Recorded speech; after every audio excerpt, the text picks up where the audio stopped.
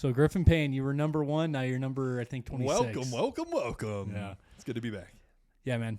So I do appreciate you coming back on. A quick introduction for the people that didn't tune in to episode 1. You should tune into it because it's kind of funny to see the It wasn't great, but it wasn't great. It wasn't bad. Yeah, we winged it a lot. Quick background to you, dude. One of my best friends, but kind of I think that trumps everything else. But you 10 years in cybersecurity, working with Fortune 50 companies, starter companies, you name it, the gambit there. Done And it all. Yep. and you know, you're kind of, whenever I have questions about AI, I reach out to you just because of how often you use it and shit like that. So it's my lifeblood these days, to be honest, but it's an enhancement. It's like a supplement. It's my steroid. the juice that gets you going. Like, yeah, I'm natural. No, I'm not. You just don't talk about it, right? Like, oh, you work out? Yeah. You want anything? No, natural. All natty, baby. Yeah, dude. It's nuts because, you know, talking to you, I mean, what, it's been 2 years? 2 years since AI's really kind of, ChatGPT came live, a year and a half. 18 months or so. It's not been that long. It hasn't been that long. But the conversations that we've had back and forth about, you know, using it for pen testing and stuff. But just a quick synopsis of what we're going to chat about today, man. So AI, what you're using it, how you're using it, and then we'll jump into recently Sam Altman made a comment about universal basic income regarding AI. And we'll jump in from that to the just general cost of living and how shitty it is right now to be an American. And then we'll see where the conversation goes from there. So with further ado, how often, I guess, like what are the primary functions that you use it for? I use it for literally everything. It's become, when is it? Yesterday I asked it how to make ribs on the grill. Like, you can Google this shit, but it doesn't give you that straight, clear-cut answer. So it started off as, I'll see what it can do at work. And you would ask it something, like, oh, that's not bad. But you're still Googling things and looking up something like, so at work, I build little scripts that do things, and I use Python, the programming language. So I'm on Stack Overflow, I'm reading, Googling something, like read 75 links, and it's like, okay, this isn't getting me where I need to be. All right, keep reading, try it. And it's like, all right, let's just throw it in here. It's like, I need to write a function that does this, this, and this. And it's like, here's some code that does this, and this. Can you give an example of like what you're trying to get it to do? So one recently, I'm trying to create something that will automatically update versions of packages used in this container that we're building, which is like a little, container. It's like a sandbox. No, a container is like a little tiny isolated computing instance. Okay. But it's got all these different packages in it. It needs, so I'm not going to talk specifics about it, but updates constantly happening when there's new vulnerabilities found. So the vendors will do a patch. They push the new version. When you have all these different packages, it's hard to do it manually because you got to keep track of so many things. So I'm writing all these little scripts that'll update everything automatically. And to do that, I could spend days, weeks doing this and writing everything scratch and reading Stack Overflow and various Google articles. But I'm like, I know what I need it to do. I know enough about Python to ask certain things. And you just tailor it. If you know how to tailor it well, it gives you a very good starting point. And like, we had this conversation at work where like people were showing building full-blown like websites and applications for them and everything. And everybody's like, oh, it's going to take our jobs.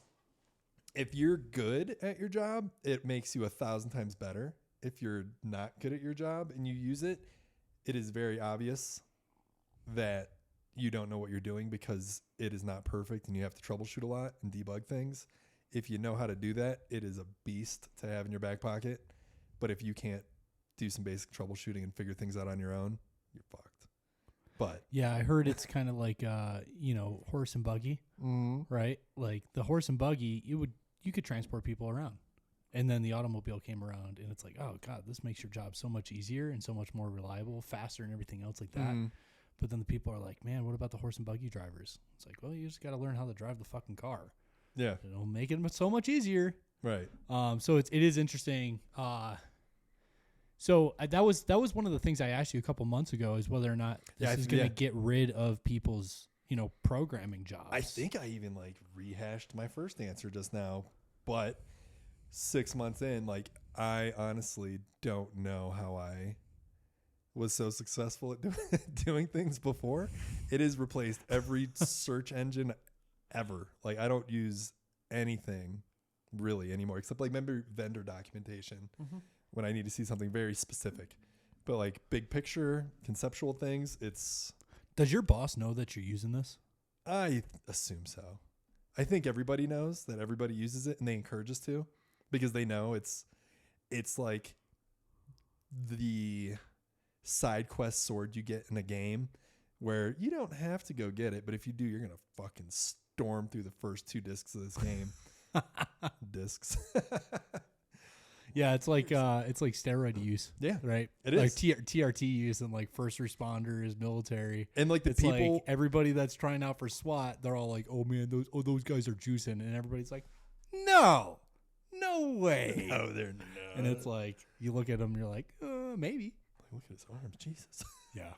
No, it's like there's some people who are really good at work, and you talk to them, and you can just tell, like, yeah, like nobody does it when we're like screen sharing and stuff. But everybody like bangs things out so fast. Like, I know. We all know. It's like Ozempic. I heard that somewhere. Like, everybody uses it. Nobody talks about it.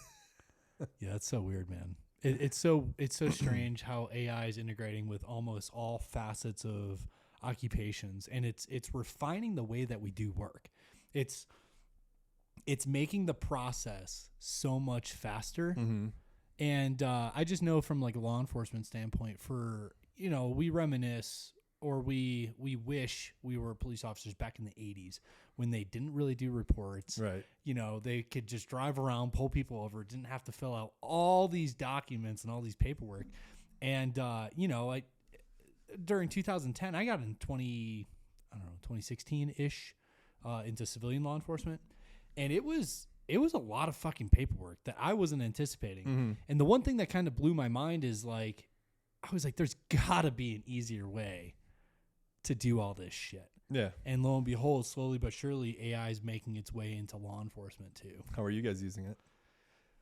Well, Axon body-worn camera is basically making the police writing, like the police report writing, like streamlined. Like the AI will write a report based on what it's capturing. That's in the moment. I was just like, it watches the video for you and summarizes what it sees. Like, go figure. Yeah, but it's in the moment. That's the crazy part. Is like as you're interacting with somebody, like the I'm sure like any beta video that they send out, they embellish it a little bit. Right. But it's like got this police officer doing this traffic stop, and on the right side of the screen, it's got like on this day at this time at this location, officer so and so. I, officer so-and-so, contacted so-and-so for speeding, blah, blah, blah. And it like writes it like a police report. That's awesome. And, there's some issues with that to a certain extent. It's not going to know how you feel as a person. Right. And that influences so much of what we do. Right. Like if I feel fearful, that influences my decision making and needs to be projected in the report. That way somebody reading the report can understand he to was the scared, totality. So he reacted this way. Yes. Yeah. And like this, the fear has to be reasonably based, right? Like if you like scratching your armpit and I'm like, it freaked me out, opposed to like, he kept on reaching down towards his waistband and like patting something. So alarms were going off and I was like, oh, maybe this dude's got a gun. Twitchy. Right. So that's how we're seeing it in law enforcement. There's some other applications that are coming on and coming down the pipeline as far as, from what I hear, as far as like dispatching, which sounds a little crazy, but like instead of getting a person, instead of the shitty phone trees that you'd get at like hospitals or like doctor's offices, it would be like a legit good AI that'd be like, I'm so-and-so, like, thanks for calling this agency. What's your emergency? And it would, because it's AI, it would auto-populate to the computer that the police officer has. So instead of right now, you call 911, goes to dispatch gets it, types whatever notes it can, like the person types the notes as they're talking to you, and they're typing it in the call, they're generating the call, they're generating the location, everything, and then they send it to the officer, depending on the priority scale, and then the officer's reading it. So it's like at best, 2-minute delay. But think about how flawed that is originally. Like, how well do you listen and type and process things at the same time? I'm like, like you're losing some context there. So yeah, for sure, man. And yeah, I would rather have a computer. Some automation here. Yeah. And that's the freaky part, man, is like AI is getting to the point where it's better at processing than a human is. Processing what? Information, not you emotion. ever seen the movie Her with like Joaquin Phoenix when he falls in love with the app on his phone? No, I the only one that I know that's relatively probably up the same pipeline is Ex Machina. Yes. That was a good movie. Yeah. Same thing. Similar concept. Well, this dude just full on falls in love with the chatbot on his phone. But it's I can see it happening in a few years when there's more contextual or history between these like chat sessions. So like previously when you start a new session in like ChatGPT or something, you're like, hey, do you remember that thing we were working on? It's like, no, I don't have the ability to recall previous things. It's like, well, that sucks. Okay. Now it can start like remembering things and like people are going to build up this history with it and it's going to be weird. Because there's going to be some things that people wish were deleted and the AI will remember it. People are going to make these connections that they never had in the real world and they're going to like start falling in love with this thing. It's going to be weird. Yeah. Yeah, I don't we both have kids, man, and they're both young. I do think about like what the future. I'm sure our parents thought the same way with cell phones, right? Yeah. And I think for sure. If we're going, maybe I don't know, man. Can you imagine like how much they've seen?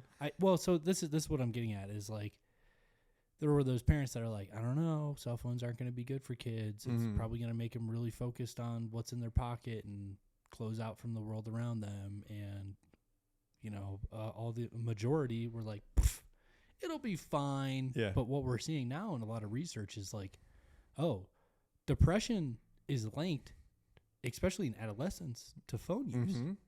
Big time. And that's terrifying as a parent because it's like, I don't want my kid to be falling behind technologically or even socially. Right. But at the same time, I want to protect them from... It's like damned if you do, damned if you don't. Yeah. There's a delicate balance there. I saw this funny Instagram thing where the guy grounded his kid and put him outside. And the kid's like... Oh, I just saw that. He's like, Dad, but I'm grounded. I'm supposed to be in the house. He's like, you want to be in the house, so you're going outside. He's like, what am I supposed to do? He's like, throw rocks, do something. Go play ding dong ditch with your neighbor. I don't care.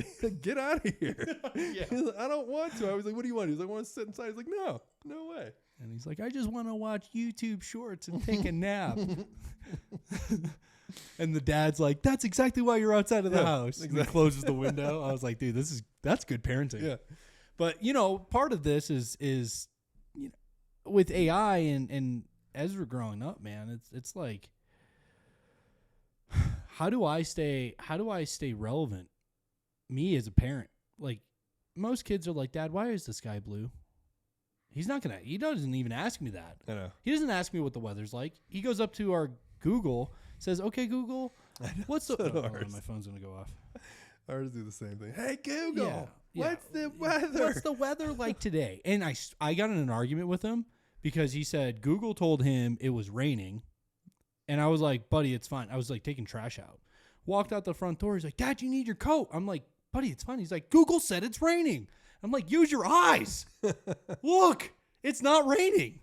And he's like, but Google said it's raining. And I'm like, listen to the Google. I'm like, oh my God, what type of and granted for the listeners, he's 5 years old. The reasoning is not quite there yet. We're working on it. I've met him. Yeah.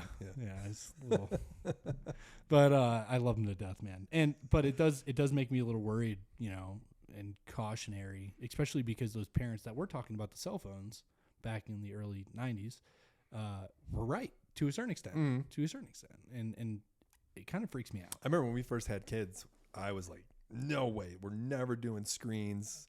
I remember everybody else around us had kids. We're just throwing them an iPad. We'd go over to their house for dinner. The kids would be on an iPad for 6 hours. We're like, we're never doing that. And then like road trip or something. We're like, Jesus Christ, shut the fuck up. Like, here, fine, take it. Take the phone. And they're just like, oh, okay, peace. But then they turn into junkies. Yeah. I want your phone. Like, chill out, dude. Yeah, Go outside. It's like the quick fix of heroin, right? Like it gets rid of pain, gets rid of whatever is going on, whatever's suffering, but long term it's not good. Yeah. So going from that into Sam Altman's vision of the future, we're on GPT 4.5. 4.0, right? as an ostrich, I think. I thought that was the one you paid for. 4 was the one you paid for. The one came out yesterday. What day is it? Tuesday, Monday, Wednesday? It came out Monday. What is today? May the 12th, 13th. So today's the 14th, May 2024. Yesterday, they released the new version that has, I don't remember, some new multimodal context and history, and you can give it text and images now, and it can analyze an image and converse based on what it deciphers in the image. Okay. So it's getting more adept at processing all types of information and not just textual based. Okay. Because I know that Adobe's kind of leading the charge on the image based front. Didn't they just buy Canva too? They did just buy Canva. Yeah. And as a Canva user, not sponsored nor endorsed, it has gotten so much better. Has it? Oh, yeah. Yeah, because I think it's integrated with Dolly now and stuff like that. So it's kind of fun. I know they focus a lot on the image stuff, and they're working on a speech. What is it called? It's not LMS. It's Who is language model. Who's working on it? ChatGPT. I thought yeah. OpenAI. Yeah. I thought they That's were what working this one. on. They're making apps for Windows, whatever, desktop computer phones. I've had it on my phone for months, and you can hit the microphone button, and it's like you're talking to somebody. And they have like weird inflection points, like you're talking to a person. However, like, all right, asshole. Oh, it'll talk back to you? Yeah. And it's quick, and it's good. It's really good. I use it for everything. So here's my question is like iRobot. You remember that movie? I'm waiting for when I asked you how the police use it.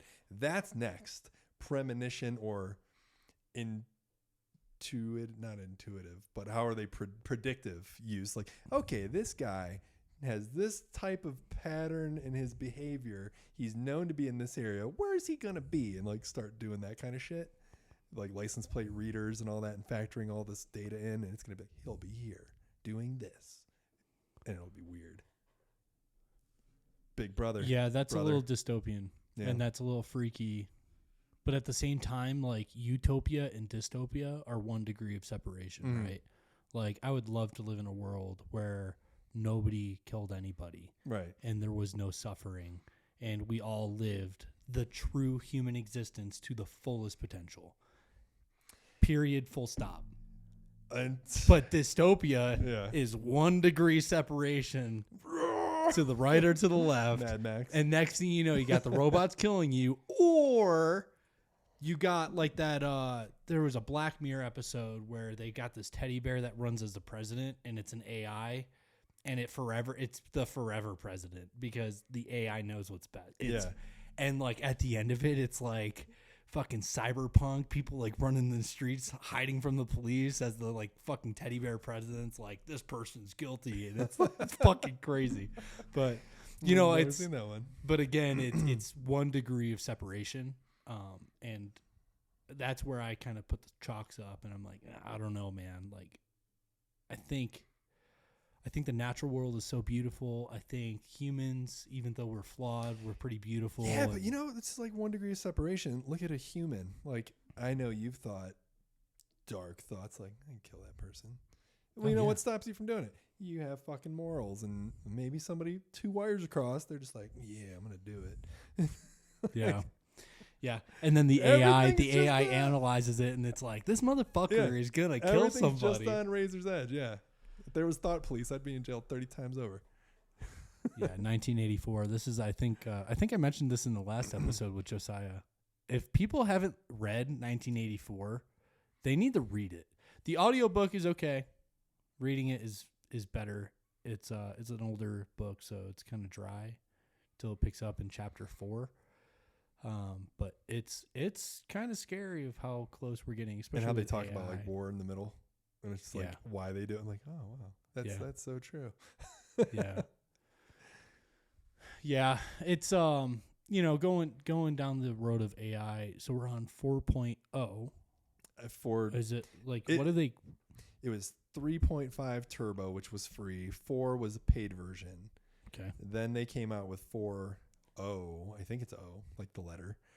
And now, So why are they doing that? Why not just call it 4.5? I don't know. I don't work there. Who knows? You wish. I do sometimes. So I fly all the time. Come on, please. Right. Oh man, yeah. If you work there, you're gonna be rich one day. Yeah. That'd be sweet. So Anyway, it's whatever the latest version is. Sam's view of the future is that there's going to be a limitation on the computing power, and I think that's I don't go ahead. no. Finish your thought. What I was going to say is I think there's a limitation on power Mm-hmm. right now, and then there's some things in the works as far as physics go, where we're getting to the point where there could be a lot of potential energy, and that's not going to be. It's going to be a non-issue. Mm-hmm.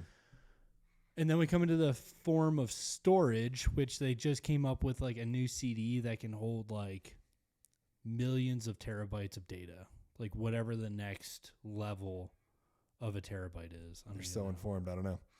Yeah. I didn't So know about that. yeah. So and I can link the articles and everything like that, or I'll send them over to you because they're cool shit. But basically, we might be going back to the CD.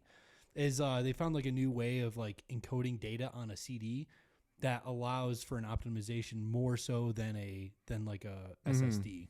And so that's going to be a limitation. But regardless of how far you push that red line, there's going to be a limitation. So Yeah. Sam's idea, from what I read, was you get a certain percentage of processing, I get a certain percentage of processing, and everybody gets the same certain percentage of processing as a universal basic gift to this. I don't want to cross the lines of religion here, but like an omnipotent, omnipresent AI that you can ask anything of, and it will do a phenomenal job of doing it. So you can try to make income off of it, or you can say, I'm not really interested in doing anything this year with this. Let me sell this so I have X money coming in every year. And you have somebody, not me, but more financially stable and exposable income that comes along and says, oh, interesting. Yeah, I'll buy your processing power because I want to cure cancer. So think of it like, well, first off, the article was him talking about GPT-7, and if they're on 4, Right. 5's supposed to come out this year. Like, what do you know about these future iterations where it will reach this point he where fucking knows. it Like, is all you need? I bet you 5's badass. It probably will be. But anywho, the things using like Iceland's energy per day, like already, and that's like its annual energy consumption. Yeah. So this thing's a monster. Yes, it will need some exorbitant amount of energy with it. They'll probably solve some point. But if you think about it, in everybody's allocated 10 queries or 10 uses of it, and you got people like me, and it's like, it's steroids. It's like the movie Limitless. Like, you got the magic bullet. What would you do for it? And this guy's like going to these, like, come on, I need it. Give me more. Yeah. And they're like, oh, we don't have it. And he's like, come on. Like, people will be like that, and they'll be like, I'll buy it off of you. It's like Lex Luthor. Like, you'll turn people into bad guys, and they'll start like the movie with Justin Timberlake when Time was an ad. Oh, it's fuck. What is that? I was gonna say Just in Time, but it's not. No, it's God, it's gonna bother me. Time Cop with Jean-Claude Van Damme. No. Anywho, that movie where time is the currency and people are exchanging the amount of time you have left to live, and the rich people have millions of years. It will be like that, and people will start killing each other for their processing power. And So I just chat GPT'd it, and it's in time. in time. That was close. Justin. Yeah. In time. Yeah, it's not gonna. However you feel- slice the future, there is always going to be power hungry people that will do anything for whatever is the currency or X of the future, whether it's could you time, see processing. Could you imagine the pharmaceutical company purposely buying up people's inquiries to stop any like cancer research from being done and stuff like that? Could you fucking imagine? Oh God. Yeah. You gotta take it there. Sure. I already think so. To be fair, Hey, I already think the give us pharmaceutical all those exactly, things. We'll take dude. all your Exactly. queries. Oh, these Wholesale. people. They'll be like those liquor stores, like we buy your query. Cash for queries on the corner. Pawn your query. Come on, I only used half of it. I stopped it. You want to finish it? Come on. I don't think it's going to be per query. I think it's going to be like it will every. You can ask it what the weather is like today. Sure. It's a very. But what I'm saying is that one query is such a limited, like actual it doesn't processing. It doesn't have to dive into the depths of its model and tokens to figure out what that is. When you put together like a 50-point thing that you ask it, and it's like, oh shit, I got to go do some interpolation and tie all this together and see which ones are weighted, which and what answer they want. Like, yeah, you're pushing it. Yeah. And then they'll be like, okay, that's 5 cents. Exactly. And put it's your just, quarter it's into like, play. It's like that, dude, could you imagine like you're trying to like save someone's, a surgeon is like there on the operating table and he's like, okay, we've come up to this point in the operation and the procedure. What should I do next? Should I do this or should I do that? And the fucking ChatGPT 7.0, whatever it is sitting there going, oh, I'm sorry. You reached your max out of pocket for today. Please try again tomorrow. And then meanwhile, you're like, you got the patient that's like split open. And it's like, if you'd like another query, please deposit 10 grand into this bank account and we can assist you with that.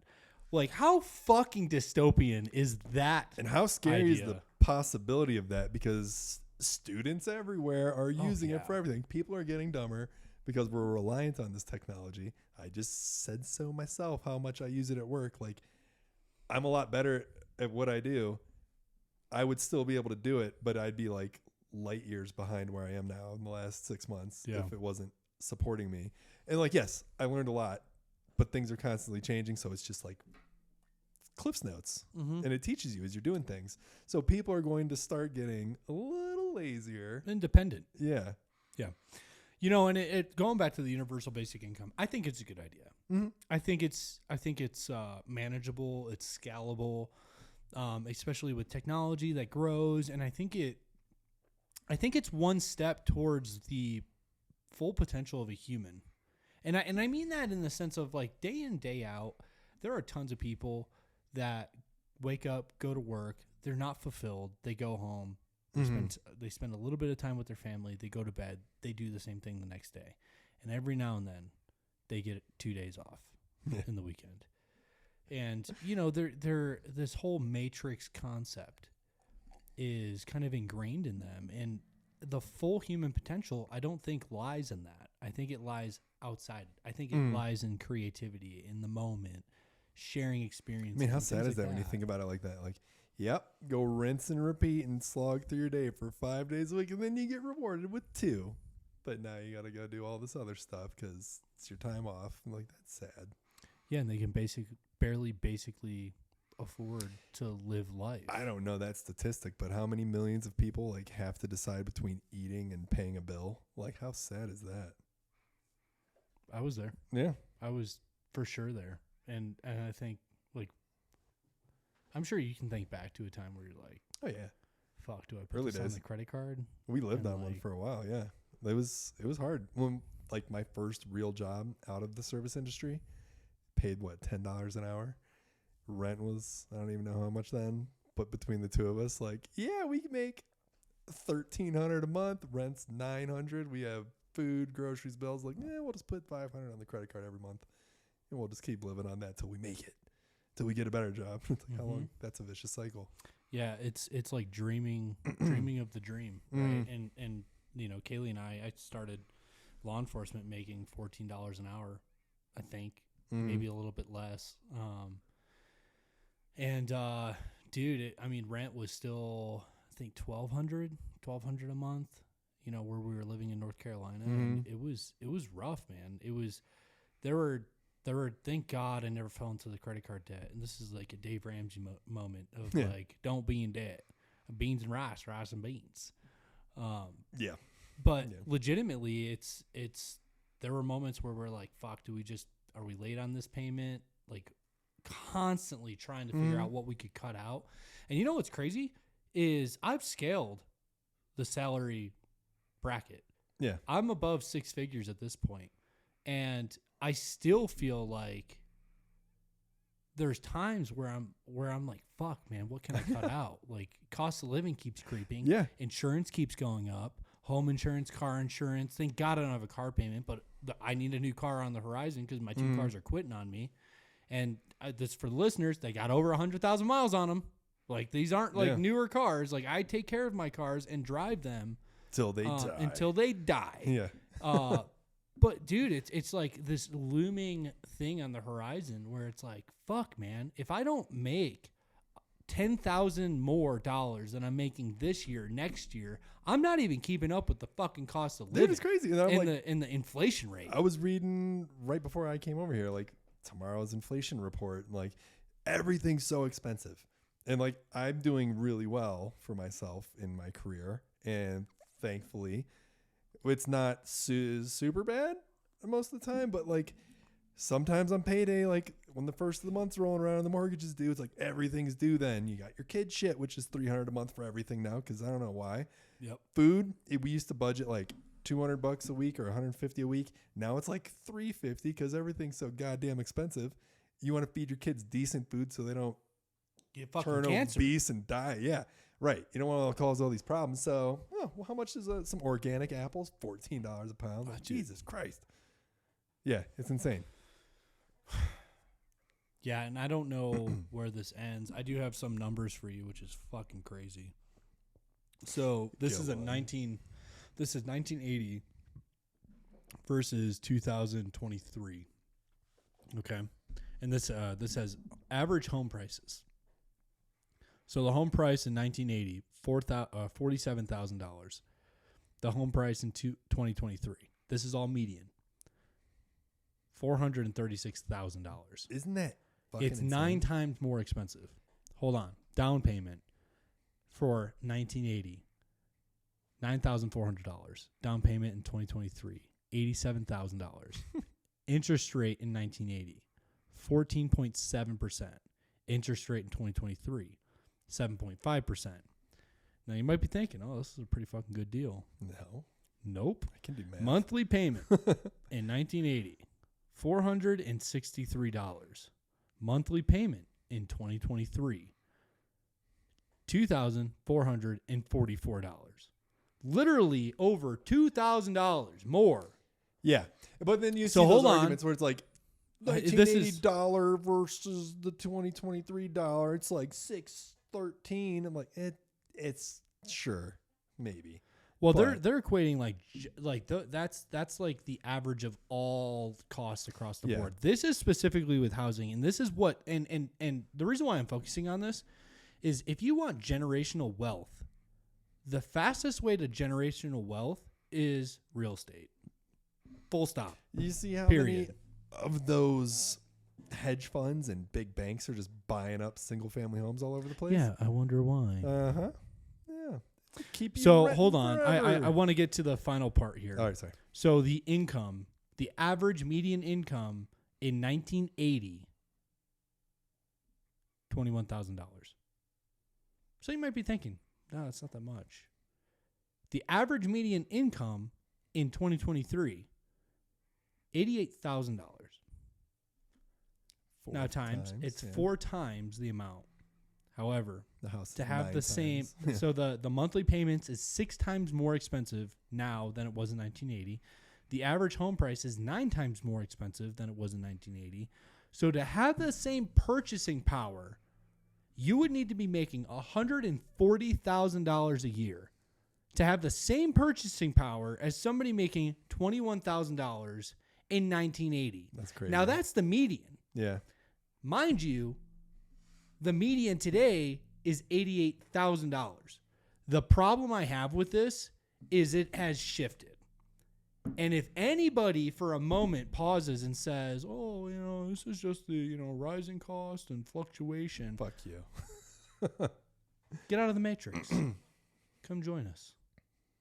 The water's not super nice, but you'll be informed. Get out there and work hard. Fuck you. Yeah. Pull yourself up by your bootstraps. Like, no. There comes a point where you have to look at the numbers and say, this is fucked. And same thing across the board, man. And we'll kind of dive into just, you mentioned food and everything else like that. Eating healthy and being healthy. So like, expensive. the fuck, dude? Yeah. Like, you have to spend so much money. Uh-huh.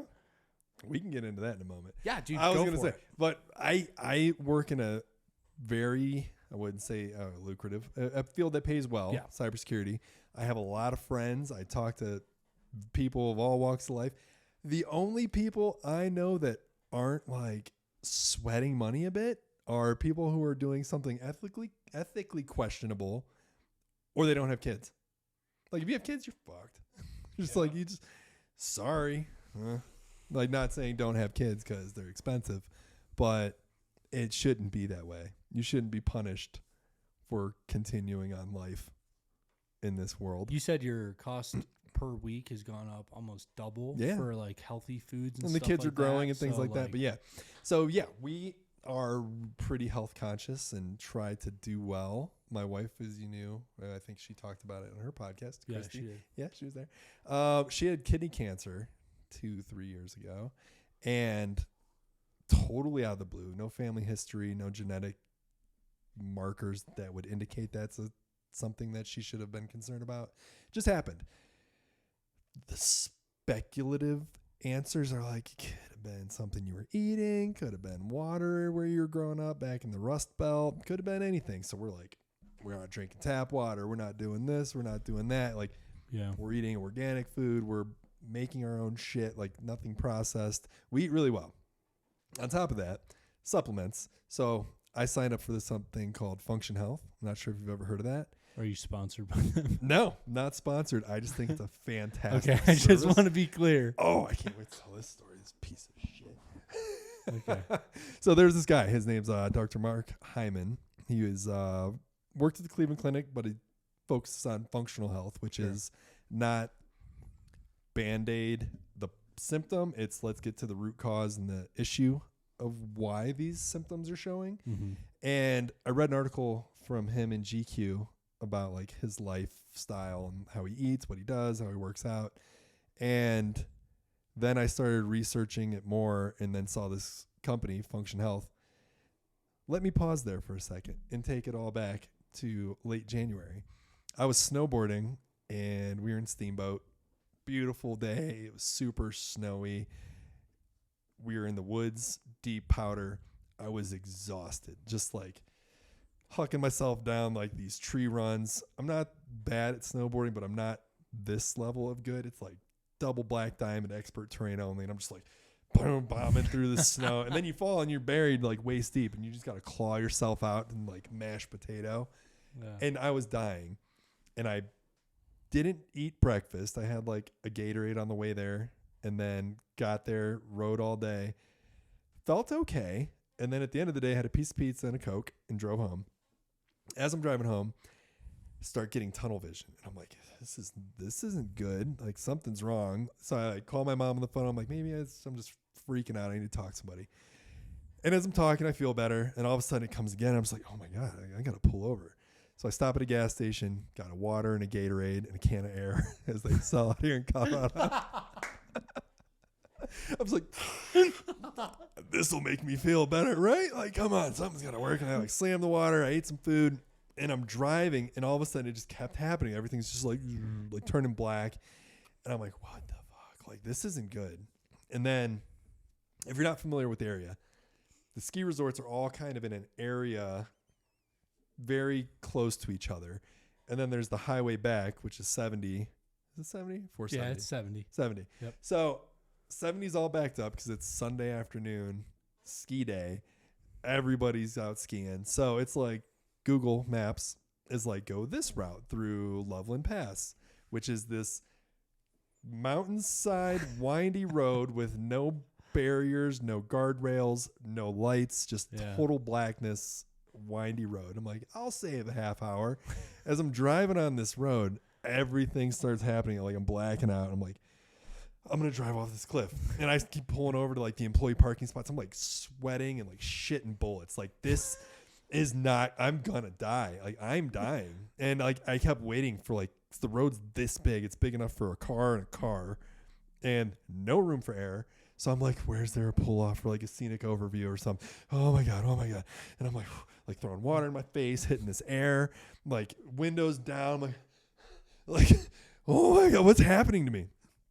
So between the blackouts, whatever was happening, and the sheer panic that I'm feeling from driving up this mountain, like my heart rate's just like freaking out. And then I keep pulling over again. Like every time there's like employee parking or like a scenic overlook, like stopping there, like getting out of the car and I'm jumping up and down and slapping myself in the face.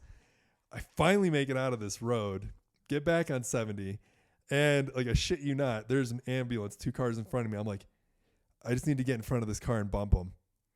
That's what I got to do right now. I got to get out of this situation somehow. I don't know what's happening. And I'm like talking to my wife on the phone. She's like, you sound weird. I'm like, I'm freaking out. Like, I don't know what's wrong. I've never felt like this in my life. I think I'm dying. And she's like, just pull over and call somebody. So I pull over and get gas, buy another can of air, another water. And I'm like, I just need to relax. Like, what's going on? And I'm like, okay, I'm fine. I get in the car. It happens again as soon as I get on the road. I'm like, I can't do this. Like, I'm going to die. So I pull over in an off ramp and I pull in like some gravel side of the on ramp thing. And I call 911 and they come get me in an ambulance and check me out. They're like, like maybe you just exerted too much today. And they like did an EKG. Everything looked fine. And then they're like, you can leave. So like my friend comes and gets me, brings me home. And I'm like, I feel better. What'd you do with your car? I just stayed there in the underpass, under the overpass in Podunk, Colorado. Yeah. It was out in like Idaho Springs, like a couple exits past it. Like I'm surprised the ambulance found me. But anyway, the next day, the doctor calls and they see I was in the ER. So they're like, we'd like to do a follow-up. Go there, explain the whole situation. My doctor's like, you look healthy. I'm like, yeah, but something's wrong because I almost died for no reason. Like, yeah, I worked a little hard that day, didn't eat much, but like, that's not normal. I've done that a million times. He's like, but you look fine. Okay, thanks. You're not going to do any tests or like anything? He's like, see how you feel in a couple weeks. We'll take it from there. We'll get there. So then I go home. Everything's fine-ish for like a few days. I don't leave the house much because I work from home, so I don't drive very often.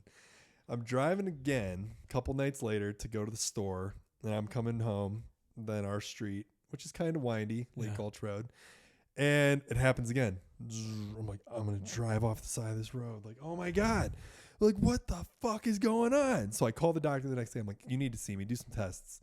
He's like, we'll do like some basic hemoglobin, like a hematocrit test and see what's wrong. I was like, can you check everything? Iron, this. He's like, you don't need to. You're fine. I'm like, please test me. He's like, yeah, it's okay. We'll figure out what this is. So he does like the basicest test ever. Dude, that's so fucking bewildering. I know. I can't stand it. From a standpoint of like, I'm a fucking customer.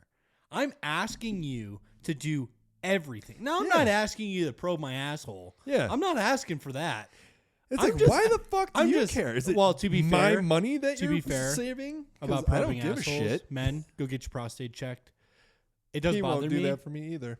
Which is fucking bewildering because you're not 40. Prostate cancer runs in my family. I'm like, can you just check? Yeah. Like, I'm actually like pretty comfortable with this shit. Yeah. Can you just like go up there and like make sure there's nothing fucking weird? Check the oil, and it's bro. Like, and the thing that drives me nuts is they're like, yeah, you have a history of it, but you're not 40 yet. And I'm like, I don't give a fuck if I'm 40 or not.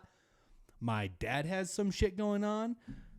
Other people have some shit going on in my family. I'm like, this isn't just out of the blue. I'm like, I want to be preemptive in this because the chances of survivability and treatment super high. If you catch it early enough. If you catch it early enough. I'm like, oh and so God, like constantly I go to my doctor and I'm like, check me. Please. And they're like, sir, can you please put your pants back up? I know. I'm not to that point, but it is bonkers to me that from a standpoint of me being a customer of your medical service, that you won't fucking service me the way I want to be serviced. And it's not even like treatment. Am I fucking inconveniencing you? Like, just do it. Dude, and it's not even like I'm just asking for you to treat me. I'm just asking you to do a diagnostic. Yeah. Like, that's Just it. tell me. I just want to know. Just Peace check. of mind. Yeah, my wife had cancer. After Christy did the kidney cancer, they ended up finding it because she went with abdominal pain. And they found it in the opposite side of where she had pain. So I was like, all right. And I went to the doctor. I'm like, I have abdominal pain. Just so they'd scan me. I'm like, thank God, I don't. But maybe that's why they don't want to do it. Because if everybody was doing that, they'd be like, okay, you're overloading our medical system. Maybe. But we'll come back to that too. So the end of this story, the doctor does the blood draw. Everything's fine. I'm like, basic. It's a very basic I'm like, check. fuck this guy. Like, check my iron. At this point, we were vegetarian for about 6 weeks because we watched a documentary on That's not Netflix, healthy. and we're like, oh, it's good. We'll do Was it You Are What You Eat? Yes. Probably with the That identical is twins. so yes. Yeah. The problem with that is they skewed the data. I'm sure. So anybody that watched that fucking show, it's bullshit. Everything in moderation, outside of I would say like simple syrups and stuff like that. Everything in moderation. That's why this Dr. Hyman guy, like when I read the article in GQ, he's like, meat should be the side dish on your plate. It should be colorful vegetables and some fruit because they're high in sugar and this and this. But a lot of leafy vegetables and color and a little bit of meat. But it has to be like locally grown meat or like sourced meat or wild caught fish or certain things. So here, I'm going to go on my bullshit tangent right Sure. now. And people are going to discount this. In January, I went with a full meat diet. I have never felt healthier. I get my blood drawn every single month because I'm on TRT to make sure my levels aren't too high and they're not too low. My TRT levels went too high during January because I was only eating meat. Yeah, caveman diet. Dude, like I was eating liver, I was eating fucking steak, I was eating everything. I was eating organ, I was eating tongue, like cow tongue. Yeah. And like I was eating everything from the animal. I was eating beef tallow. I was like ribs. Any That's ribs like I would shit have, bits, I was eating a full animal. And I never felt better. Mental clarity went through the roof. The first 2 weeks, yeah, dude. The first 2 weeks of like the shits, a little rough to get through, but your body's got to adjust. Yeah, you get through it. Everything else, like my lipids in my blood, my liver enzymes, kidney functions, everything, superb. Everything. Now that's me individually. I get blood work done monthly. Yeah. I have a vegan friend.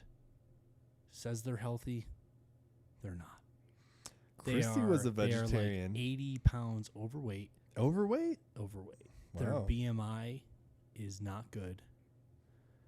Which is body mass index. Yes. For the listeners. They're losing their hair. Yeah. This is a female. They're losing their hair. And I've known this person since high school. And I knew them on a healthy diet. And for more reasons, they switched to a vegan, right? Like, they're like, I just can't kill an animal. And I'm like, all right, your ancestors thought otherwise, but, you know, you're here now. Yeah. But it's so strange to see this healthy person Deteriorating. switch to a healthy diet and deteriorate as a person. So we get those Primo water jugs, and it's like ultra purified 7-9 times. And like my friend Justin, he's just like, you're trying to be so healthy, you're killing yourself. He's like, you need those minerals and stuff. So we ended up putting him back with like supplements. He's like, what are you doing? He's like, you're gonna be so healthy, you kill yourself. It's like, yeah, that's what ended up happening with the vegetarianism. But anyway, long story short, trying to find the culprit for whatever caused this snowboarding event when I was driving off the cliff, nothing was coming back. Like I was a vegetarian. I told the doctor this. He's like, yeah, you're fine. Everything's fine. So he's like, just keep an eye on it. We'll see. So I'm like, I'm tired of these no answers. You not doing shit. Like, put a Band-Aid on it. We don't care about root cause. You look good. You're fine. Like, yeah, I'm skinny. I got good genetics. Like, I don't eat great. I don't really work out that much. Like, I just lucked out. I don't feel fine. He's like, but you look fine. Fuck you. Like, that's not how I feel. So I signed up for Function Health. I was doing some research. after I read about this doctor, funny enough, in the waiting room to go see my doctor, and I see this Function Health, it does like 128 panel test, bunch of blood draws, and the Grail by Gallery test, which is like cancer screening, very early stage cancer screening test. It's like probably the best or only one there is that's effective. So like full soup to nuts, like every test I could get, I did, and everything comes back. Then there's 118 like in range markers, and then 18 that aren't. And the 18 that aren't, it's like 7 for my heart, 1 for like men's health, couple for, I don't remember what the other ones were. But regardless, I take I'm like, see, there was something wrong. And I take him to my doctor, and he's like, this is why I would never schedule these tests for you. Because now you want to know what the answers are. Why are these results like this? He's like, I don't know. Maybe you ate something weird that day. I was like, no, I fasted because I listened to fucking instructions. I didn't take supplements for 72 hours. I didn't drink alcohol. I didn't eat meat. I didn't do any of this shit. I went in natural. He's like, yeah, well, if 100 people went and did this test, 90 of them would have that marker. 75 of them would want to test, and they would get false positives. So he's trying to discount the test that you actually took instead of reading like the results and giving game. you answers. He's like, you want me to do some invasive testing procedure on your prostate? Because I can. He's like, you're never going to pee again the same. But if you want that, sure. You're fine. You're 39. What He's a like, dick. I know. I was like, fuck you, dude. And I'm so mad. And I'm like, you know what? I have another draw in June. I'll just wait and see what it says then. And we'll take it from there. But I'm done with you.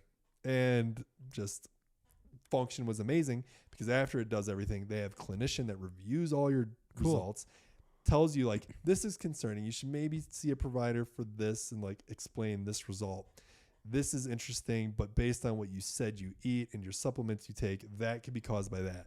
Sure. Full on like 7-page report on what I fed them before I went and got the test. Like, these are the supplements I take.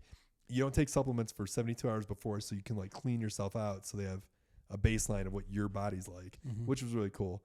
And then it's like foods you should eat, foods you should avoid, supplements you should take. And I'm like, boom, that's what I'm doing. And I feel fantastic lately. Bring it all back. We'll wrap this up one way or the other. I'm sorry, I'm a non-linear storyteller here. This is good, man. I was driving. So after the one driving incident, the second one, when I was coming home from the store on our road, and the doctor was like, you're fine. I was out in the mountains again and driving home. I was in the back seat of the car. Somebody else was driving. But before that, we were walking around a casino, and I'm getting so lightheaded. I'm like, I don't feel good. I'm like, maybe it's because I didn't sleep very good the night before. We have kids. You don't ever sleep very well. Sure. And I was like, maybe I need to eat something. So I eat something, and I'm just like walking around like fucked up. And I'm like, I don't know what's wrong with me. And No drugs or alcohol? Nothing. I maybe had like a beer or two. Right. But we were driving home. I ate a big meal, a lot of water. I probably had like 30 waters at this dinner. Everybody's looking at me like I'm crazy. I'm like, I don't know what's wrong, but I just go. And we're driving home, and like we're going through the mountains, and I'm like fucked up. And I'm like, I'm going to puke in this dude's car. I have no idea what's wrong with me. Make it home. And I'm like, Christy, take me to the emergency Who are room. you with? Jack. Okay. We were in Black Hawk at the casinos. And then I get home, and the next morning I'm like, Christy, take me to the ER. She's like, for what? I'm like, something's not right. And I was feeling weird all the time. I go, and the doctor's like, all right, you told me everything. He's like, he pulls out a pen. He's like, watch my finger. Here, this pen. He's like, go that way. He's like, and my eyes are like, brrr. He's like, you have vertigo. I'm like, what? He's like, oh, I would have spotted that in 2 seconds in the first time you went to the emergency room. He's like, you feel like, yeah. He's like, it's closing in. He's like, you feel like kind of off balance. I'm like, yeah. He's like, 100% vertigo. And then they did a CAT scan. He's like, everything's fine. He's like, I thought there might have been like a fissure down the back of your neck and like blood flowing into your brain that's causing it. He's like, but that's not it. He's like, the little calcium crystal in your ear shook loose. So every time you move, it's just floating around in liquid, throwing your body off. He's like, I could have told you that. He's like, the second you walked into the emergency room, I'm like, shout out to that fucking doctor, dude. yeah, dude. I'm like, you're fucking legit. I'm like, that's it. 40 grand. Thanks. I got the medical bill for that one. I'm like, insurance, you going to do something? They're like, we're waiting on them to send us info. Like, get that off my fucking balance sheet. meritocracy right there, Yeah. dude. But I'm just like, it was fucking vertigo the whole time. And so I'm like done with my doctor. Went and he was like, go try this exercise at home. It's called like the Bars Epley maneuver, where you like lay down on a pillow, you turn your head a certain degree, and you like move it around, like basically roll this weird magical brain crystal through the tubes in your ears back to its happy place, and then everything's fine. And as soon as I stood up, I'm just like, I feel fucking fantastic. And it just like went away instantly. I'm like, what the fuck was that? Like, that's all I had to do? Man. So we're like full soup to nuts, healthy, eating well, doing this function health thing on all sorts of supplements that my body was missing out. Feel good, like working out, all this jazz. But now when I drive, I am like scared from that incident in the car. And I just like panic attacks. Every time I pass Castle Pines coming south, I don't know why. As you come down 25. Yeah, dude. Every single time on 25. As soon as I see the pine trees, I start like panic attack. I'm like, I gotta pull off. Get out of the middle lane. I'm gonna hit somebody. And I like get to the right lane. I'm like, what is wrong with me? And I just like, it won't go away now. And I was talking to my doctor, and he's like, you've associated this fear with almost driving off the cliff with the car. He's like, so every time you get it, he's got like this residual scaredness. He's like, you're like those people that have been in a really bad car accident, and now they're just scared of driving in cars ever again. He's like, you didn't. He's like, but it was probably the closest you'll ever be to dying without dying. And you're just scared now. I'm like, cool. How long is this going to last? Great. I'm a scaredy cat. I know. I'm like, can I get some Xanax? Or like, should I start driving drunk? Like, I don't know what to do because this is not fun. Yeah, you got them drugs? Right? You got some drugs for me? That's nuts, dude. That sucks. I would say go to therapy for that shit and talk to your therapist. They're just like, some, what would you do exposure. if, what do you do if it happens? I was like, pull over. They're like, all right, there's your answer. You know what you'll do. So is that what the medical doctor says? No, that's what the therapist said. The same one you've been seeing forever? Uh-huh. Oh, Yeah. Interesting. Yeah, he's like, you've associated this fear with that car. He's like, so when you're in it, you're like, you feel the fear again because it was a very scary moment for you. He's like, it'll go away eventually. He's like, but he's like, so what are you going to do if it happens? I was like, prepare to get off the road and get out of the car. He's like, see, there you go. You got a plan. He's like, just work through it. I'm like, cool. Yeah, that's kind of similar to like PTSD Yeah. exposure therapy and stuff like that. I was like, can you just give me a drug like all the Gen Zs want for like their problems? Like, pretend it's ADHD. Throw something in my mouth. Like, no, okay. Like, I'll keep working. It's getting better. Yeah. But my problem is like the cost of everything that you just went through though.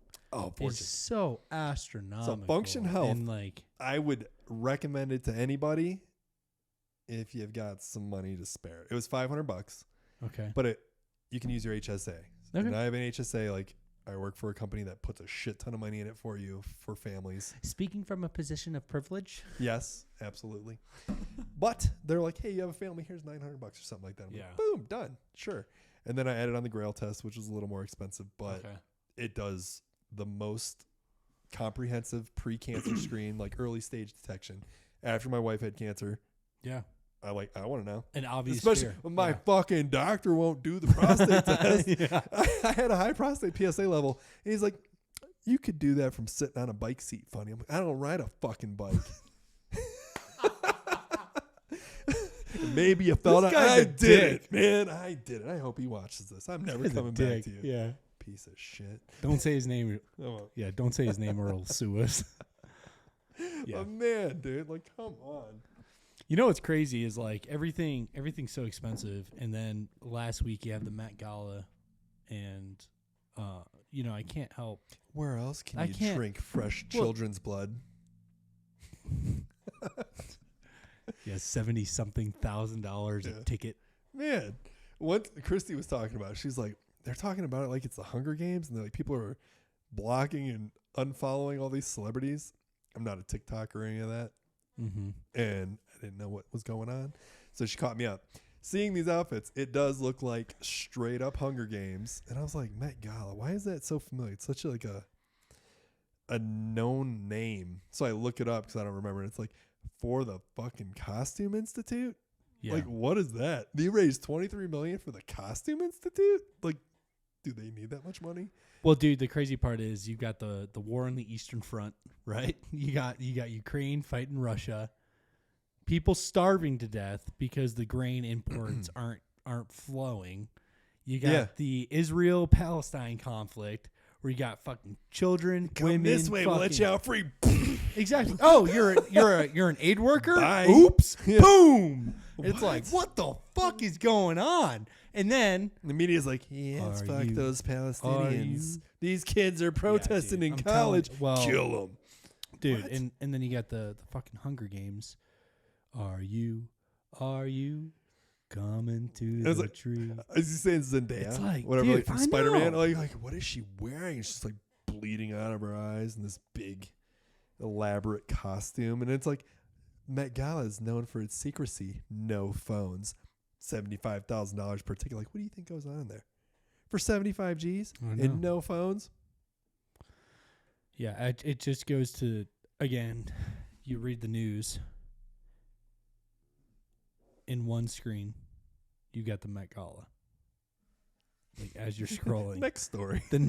Hundreds of children murdered on their way to scrolling. school in Palestine. Famine setting in Palestine. And you read it, you're like, America on the brink of recession. I know. And then all right, let's go.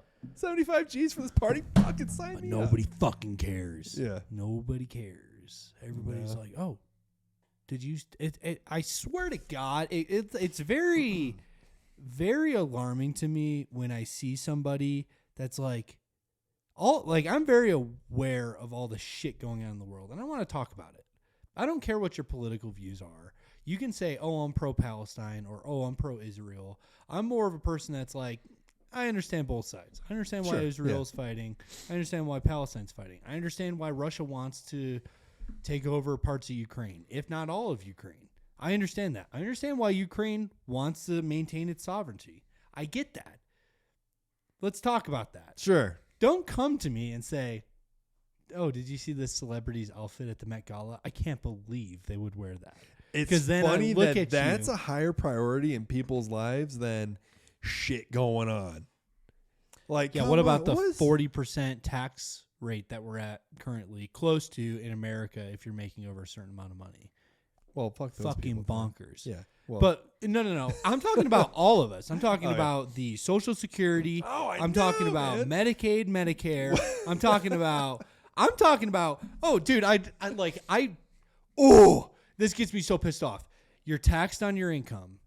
You're taxed on what you buy.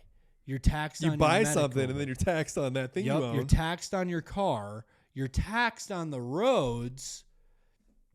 What else are you? Oh, if you die, you're taxed. Yeah, you can't give your kids money. Fuck you. No, we're going to tax them. Bro, it's like, what the fuck is going on here? Meanwhile, the Revolutionary War started because of a 2% tax increase on tea. Yeah. On tea. Yeah.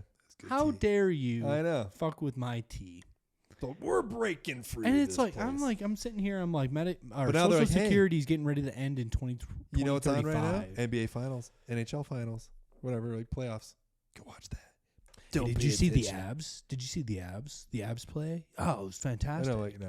And I'm like sitting here, and I'm like, I almost feel like. People was like, you watch the game? Like, no, I don't watch sports. I'm sorry. It's nothing against you. It's just not. I don't have time. I can't sit down and watch something for more than 25 minutes unless I'm going to bed. It's not even about the time thing. For me, it's like there's just so much going on in the world that I'm just like, are you guys not aware of like the fact the Pentagon says there's aliens? That Project Did you Blue see Beam? In Las Vegas they saw someone like a ring camera or something in those people's backyard? And they're like, that's not edited footage. That's legit. But I didn't see anything in it. I tried to watch it and like it's in the back. Yeah. So in the actual footage, I know what you're talking about. It's all the way in the back, and then there's also it on one. My phone. I couldn't see. Yeah, there's also one on the side by the fence post. It's pretty freaky looking. I don't know exactly what it is, but here's the reality. You've got the Roman Catholics coming out saying, "Hey, just be prepared. You might start seeing angelic or demonic beings." When was that? Like today or yesterday. Oh, yeah? This is all like recent shit. They're weird. They're very weird. But why are they telling us that? And then you got the Pentagon saying, oh, yeah, extraterrestrials are real. They might come see us soon. I don't know. Misdirection. And then, well, dude, and all the meanwhile, you got the Trump hush money trial going on with Stormy Daniels. And you got all this, like, weird puppeteering that's going on. Like, hey, focus here. And every now and then you find a little sliver of truth. And it's very bewildering to me of what, like, I just try to think, maybe they're not pulling the strings. Maybe this is just conspiracy theory, tinfoil hat, right? I get that. Yeah. But at the same time, you can't stop me from thinking this is fucking weird. Here's a hypothetical question for you. Do you think things were better off when news was local and not as easily accessible outside of your immediate vicinity? So like in the 80s, whatever, 90s, before the internet was really a thing, and you only knew what was going on in your hometown because you read the paper. Like, do you think people were more community focused and didn't give a shit about all this nonsense? So I would say yes, with the exception of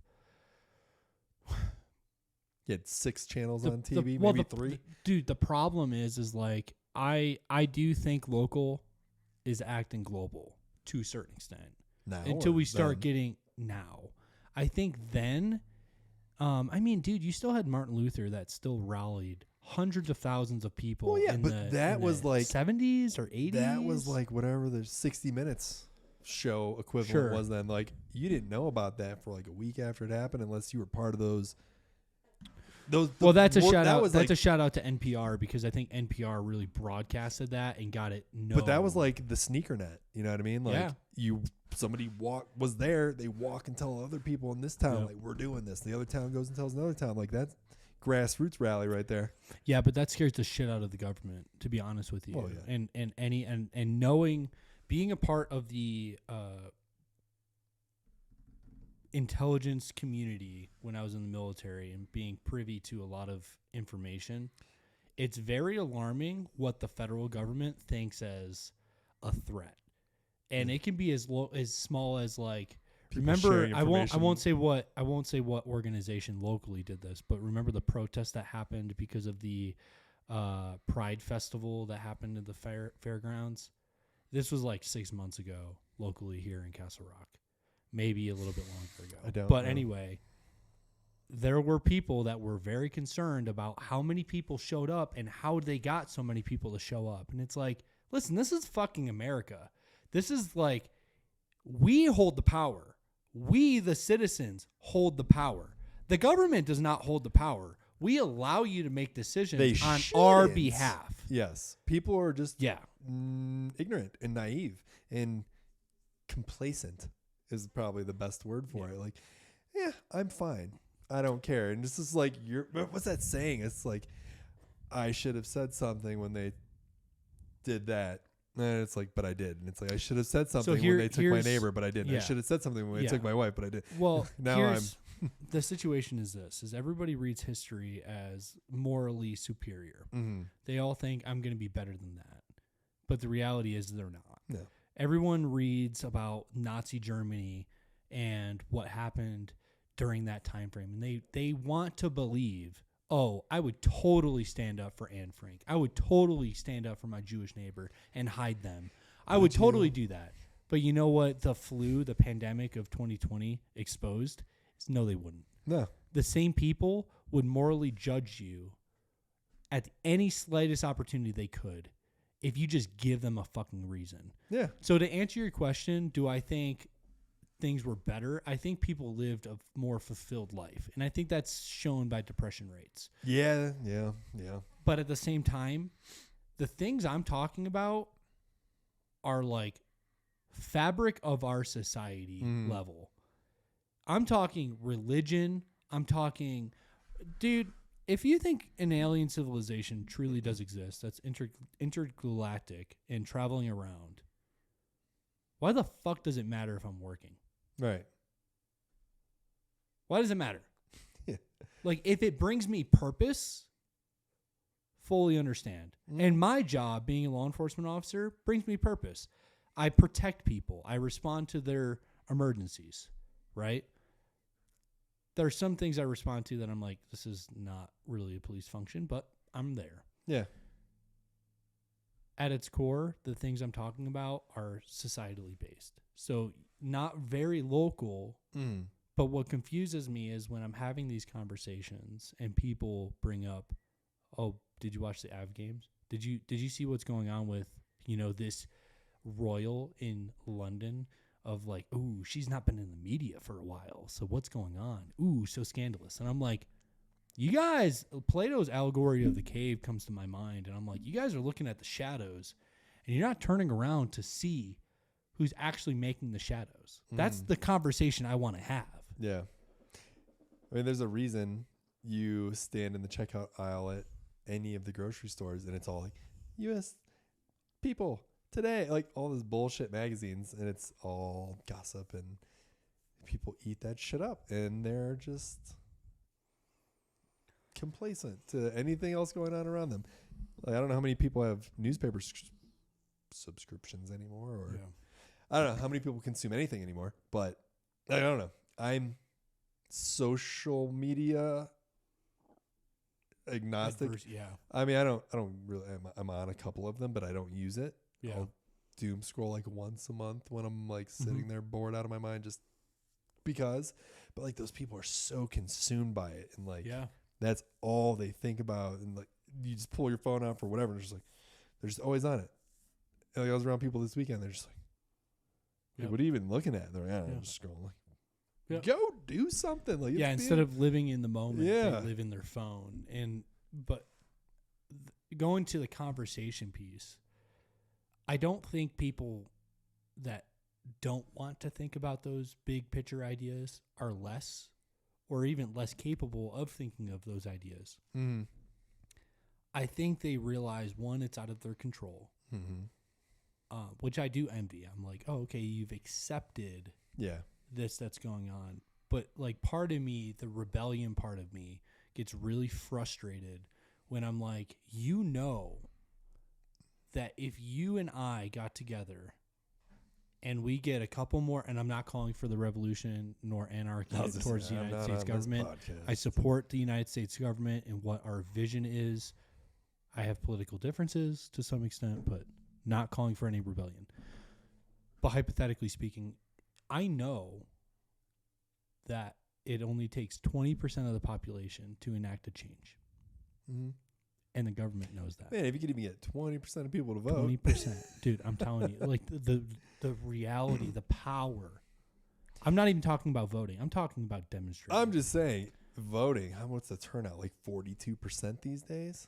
Something if you're lucky. Ridiculous. Dude. Yeah. And I mean, to each their own. If you want to sit on your phone all day and scroll, who knows what you went through that day, that week, that month. Sure. Maybe that's what makes you happy. That's cool. For a lot of people, they're not happy or they don't seem happy. So like maybe change something up. But if that's what you want to do, cool. But get involved, like in the decisions when they're up to us of like what's going on in the community or what we can vote on. Like get out, and even if you don't think you're gonna win, I hear that so many times. I don't vote because the person I want doesn't matter. Well, if 30% of the people who felt that way went and voted, you just voted more than the people who actually do vote. So you probably win. Yeah, and a quick thing, like everyone thinks they have to choose the lesser of two evils. Yeah. And that's a new like my entire life. I was born in 1994. My entire life has, you got to choose between the lesser of two evils. And I've always been adverse to that. I've always questioned that at its core. I'm like, why are these our two fucking choices? Why is this what I have to choose between? The two-party system. It's not. The two-party system is fucked. One, shout out to RFK. Look into him. I'm not saying everything that everybody does in their past is great. Just read what he's doing now. Read what he stands for now and everything else like that. As far as I will still say this. It's kind of ridiculous that every presidential candidate, to include RFK, is over 70. I think that's fucking bonkers. And that's not to say, somebody's not like knowledgeable or healthy in their 70s. I just think it's a direct reflection of the boomers trying to hold on to our fucking power system. Traditionally, you retire at 65 or somewhere around there. Yeah. You're not allowed to work anymore. You're like, get the fuck out of here. Well, dude, a lot of people, and we'll wrap this up here shortly. This is a good note to end on. The founding fathers. Do you know the average age? 32 or something like that. Everybody wants you to stop and believe. Everybody's like, they were so old. They wore wigs. Yeah. Those were wigs in those pictures. Well, yes, the life expectancy was probably only 50. I don't care. I don't care. They were 30 years old. Yeah. They were 30 years old. Revolutionary thinking, young men willing to stand up for the liberties of this country. I was going to say, like, till about 33, I was a dumb kid. Yeah. I'm like, I would have went to war over some tea. You know what I mean? Like, I'll go to war over some tea. yeah. Then it's like I had kids like, yeah, well, time to mature a little bit and grow up. Think about these Wheaties I'm eating. Are those organic? No. Yeah. Honestly, it's my children and the repercussions that are established in our current system that stop me from doing anything too crazy. But I will call for people to wake up. I will call for people to look at their paycheck and see how much they're taxed. I will call for people to look at the Social Security system and realize that the Social Security is not going to have money in it come 2035, and that's because of the population decline. No amount of migration will fix that population decline. Warren Buffett in Berkshire Hathaway just paid $5 billion or something like that in taxes. He was like, if 500 other companies do this, there's 500 companies that make as much money as they do, have as much money as they do. Mm-hmm. He's like, there wouldn't be a single person that would have to pay taxes. Yeah, I saw Fucking that. step and I was up. like, yeah. At the same time, we need to say enough is enough as the citizens. We need to say, you're not going to tax me because Social Security is a tax. Yeah. It used to be a system. It was funny when you said 60%. And I was like, I used to look at jobs and like the salary that it offered, and I'd times that by 0.6. And like, that's what I'm getting. Like, yeah, you get 60% of the money that you think you're making because 40% goes to tax. 40%. It's like, that's crazy. You're working 3 months for the government every single year. Between like the healthcare expenses and all that, like, sure, the company foots the bill on a lot of it. Like, okay, we can do better in so many areas. Well, dude, again, this gets into, we need to start saying enough is enough. And this isn't saying, what I am saying, get rid of it all, start fresh. Like, don't just try to tweak it because Congress is dirty. The Senate is dirty. The president is dirty. All of them are going to make deals with their buddies. Yeah. Oh, yeah. Fucking scrap it all. Social Security used to be a good idea until the 1980s when they said, oh, yeah, Social Security money can be used to front the bill on this, this, and this. Right. At that moment, Social Security became a new tax. Same with pensions. Like, we can borrow from these to invest in other things. Yep. Like, okay, you just blew those people's pensions. Yep. So, like, nothing's safe. Yep. And again, it gets into, we need to say enough is enough. We need to say, I'm not anybody at any income bracket needs to say enough is enough. I know you're probably trying to wrap this up. My dad's friend never paid taxes for like 20 years. He's like, I don't pay taxes. It's like, I don't know how you do that if you have a job because they take it out automatically. Unless you say like you have 50 dependents and they just don't take the money. But he never like got in trouble. Like, maybe he was just so low on the totem pole. They're like, yeah, small potatoes. We don't care. But it was like, what if a small percentage of people thought that way? And we're like, we're doing it. We're not doing it. This isn't fair. We're done. Like, I don't know what happens.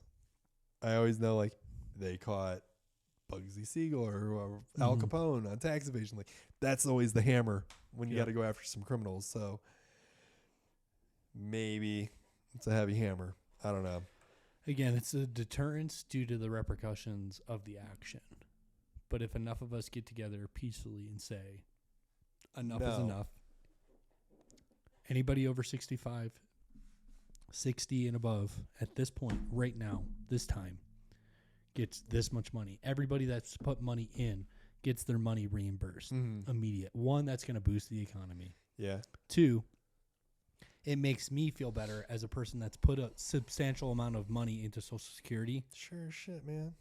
Happy. Yeah. Like, oh, I'm getting that money back as a lump sum. Whatever I do with it, American, right? Even keep it, old You know, people. keep have it. Yep. I don't care. Well, I want my money back. But what I'm saying, this the old people should have put money in if they're pulling money out. It's not a Ponzi scheme and should never have been a Ponzi scheme. I know, it's straight pyramid. They put their money in, they get it. Yeah. I want my money out.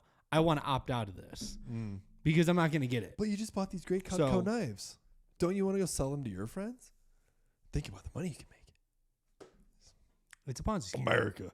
Yeah, and again, so I don't know. Maybe us younger generation, us founding father aged individuals will finally stand up and figure out how to fix the system, because I don't know. Herbie Hancock. I was gonna say, like, I wish you could outline a plan for this idea you're proposing, but it requires people smarter than us.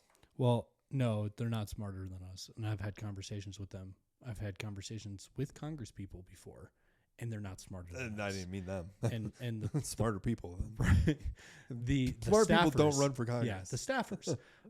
No, legitimately, it's such a political hot button issue that there's not a lot of people that I think just talking about this will make some of the listeners think like, hopefully. Oh, maybe this is a scam. Maybe I should look into this.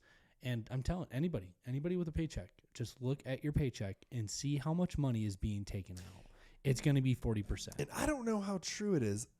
I don't know if you saw the Michael Moore documentary back in the day. It was like, I think it was a healthcare one, but he travels all the countries, a bunch of countries in the world. He's like, look at the paychecks. He's like, there is line items for what every tax comes out of. In like France or something, it was like military was X percent. It was like $300, and this was this.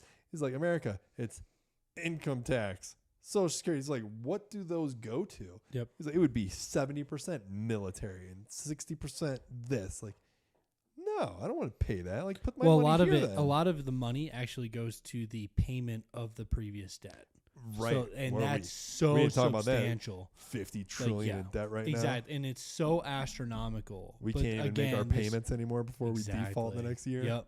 And I don't know. God, we could talk about that all day. I'm going to have somebody. I'm trying to talk my buddy on that's from a finance sector to talk about that stuff. Because he's very knowledgeable about. I think I mentioned it in the first time I was on, where my friend works at a mortgage or an investment bank, and the smaller banks are just like, we're writing off so much money from commercial loans. Yeah. I was like, it's gonna drop. Like, the shoe has to drop. Shit's gonna happen. Nothing. Stock market's 300 points higher than it was. You and I have been talking for the last 2 years about like, oh, it's a bubble, it's gonna pop. Man, if the stock market, what's it at now compared to where it was when I was first on here? Geez, we'd both be rich if we just threw in $50. Yeah, $50 to Nvidia. Yeah, man. Ridiculous. Well, we're both still poor. One day, buddy. Especially if inflation keeps that American dream. Matt, just go work harder. Yeah, I'll pull myself up by my bootstraps. Yeah, stop being lazy. Griffin Payne, thanks for being on once again. You're always a pleasure. That was fun. Yeah. All right, bye everybody. Until next time.